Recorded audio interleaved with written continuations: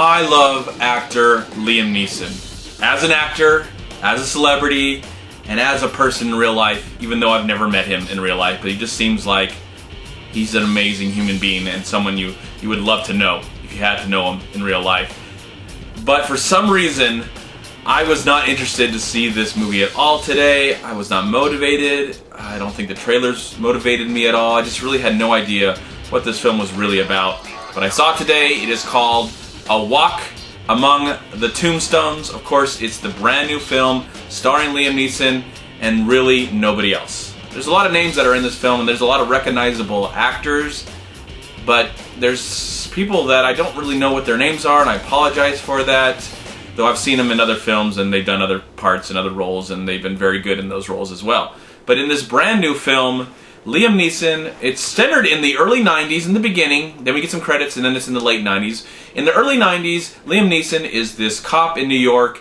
He experienced this horrible situation where his bar gets robbed, and he pretty much does his job, but something bad happens. And then we fast forward to 1999, where he's not a cop anymore. He's decided not to be a cop anymore. He's decided not to drink. He goes to his AA meetings, and he's a unlicensed private eye.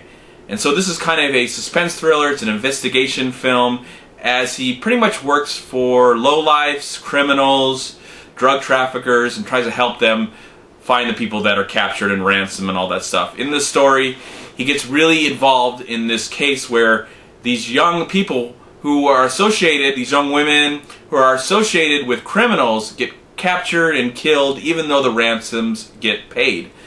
And at the meantime, he actually becomes friends, and it kind of becomes his partner in crime as he does these investigations with this young teenager, this young black teenager who seems to be homeless and kind of spends his days in the library, on the internet. It's the early time of the internet, late 90s, and that's one of the things I really liked about this movie to begin with, was the fact that it had to stay in those limitations where not everybody had a cell phone then. Payphones were everywhere, and they kind of had to use cell phones and payphones at the same time.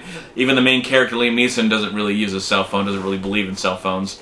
So, you get a sense throughout the film of why he's kind of gone in this direction in his life and what happened in his past. And I really don't want to give anything away because I think it's really quite intriguing. Another thing I really enjoyed about this film is the chemistry that is between Liam Neeson and this actor named Astro. That's his name, or I don't know if that's his real name.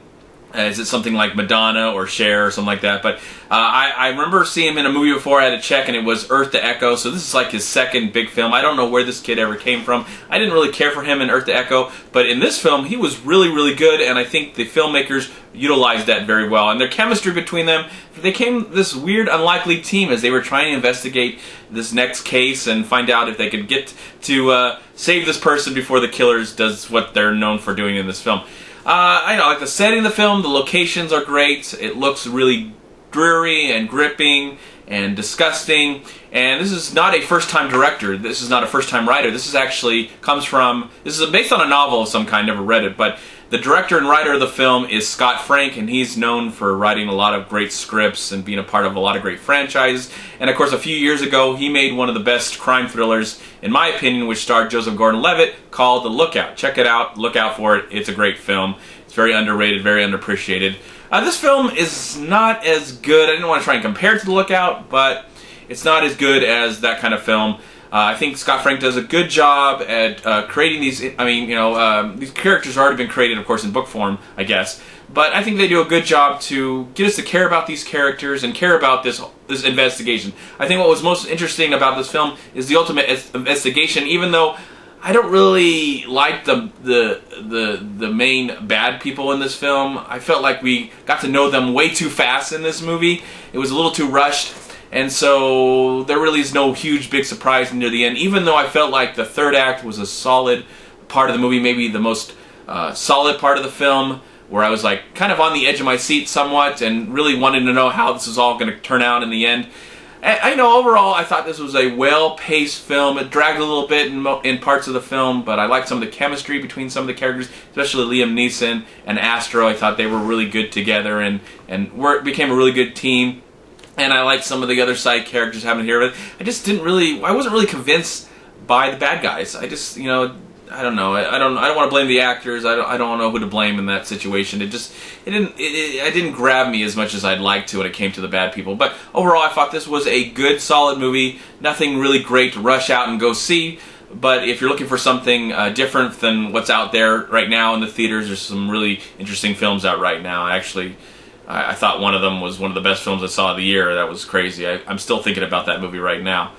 But anyways, for this film, I would say it's a good watch. It's definitely worth checking out. And Liam Neeson just proves again that you can be any age and be a good competition in the box office. I don't know how this movie's going to do well, but Liam Neeson's proven that he is a box office draw, so I'm assuming a lot of people will go see this movie, but we'll have to find out and see at the end of the weekend.